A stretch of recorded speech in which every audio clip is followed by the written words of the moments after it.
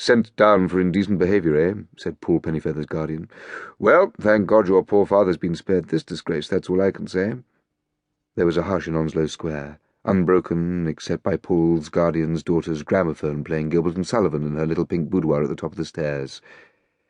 "My daughter must know nothing of this," continued Paul's guardian. There was another pause. "Well," he resumed, "you know the terms of your father's will. He left the sum of £5,000, the interest of which was to be devoted to your education, and the sum to be absolutely yours on your 21st birthday. That, if I am right, falls in 11 months' time. In the event of your education being finished before that time, he left me with complete discretion to withhold this allowance should I not consider your course of life satisfactory. I do not think that I should be fulfilling the trust which your poor father placed in me if, in the present circumstances, I continued any allowance. Moreover, you will be the first to realize how impossible it would be for me to ask you to share the same home with my daughter."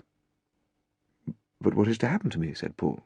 "I think you ought to find some work," said his guardian thoughtfully. "Nothing like it for taking the mind off nasty subjects." "But what kind of work?" "Just work. Good healthy toil.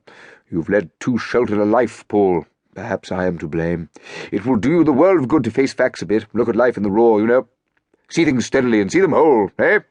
And Paul's guardian lit another cigar. "Have I no legal right to any money at all?" asked Paul. "None whatever, my dear boy," said his guardian quite cheerfully. That spring, Paul's guardian's daughter had 2 new evening frocks, and thus glorified became engaged to a well-conducted young man in the office of works. "Sent down for indecent behaviour, eh?" said Mr. Levy, of Church and Gargoyle, scholastic agents. "Well, I don't think we'll say anything about that. In fact, officially, mind, you haven't told me. We call that sort of thing education discontinued for personal reasons, you understand." He picked up the telephone. "Mr. Sampson, have we any education discontinued posts, mail, on hand?" "Right. Bring it up, will you? I think," he added, turning again to Paul, "we have just the thing for you." A young man brought in a slip of paper. "What about that?" Paul read it. "Private and confidential notice of vacancy. Augustus Fagin, Esquire, Ph.D., Llanaba Castle, North Wales, requires immediately junior assistant master to teach classics and English to university standard with subsidiary mathematics, German, and French. Experience essential. First-class games essential. Status of school, school. Salary offered, £120, resident post.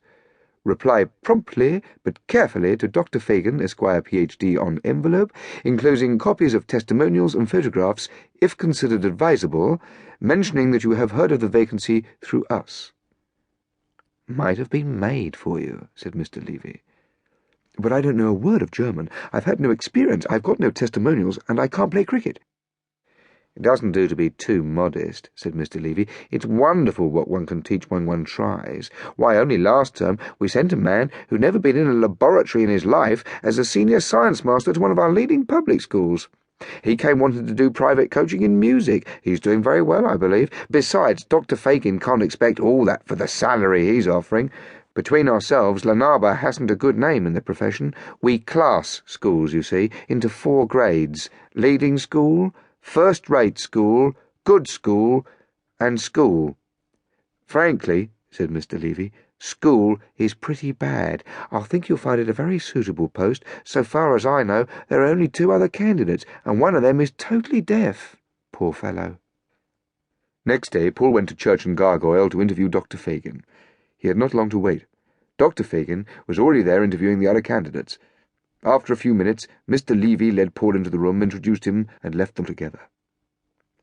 Most exhausting interview," said Dr. Fagin. "I'm sure he was a very nice young man, but I could not make him understand a word I said. Can you hear me quite clearly?" "Perfectly, thank you." "Good. Then let us get to business." Paul eyed him shyly across the table. He was very tall and very old and very well dressed. He had sunken eyes and rather long white hair over jet-black eyebrows. His head was very long and swayed lightly as he spoke. His voice had 1,000 modulations, as though at some remote time he'd taken lessons in elocution. The backs of his hands were hairy, and his fingers were crooked like claws.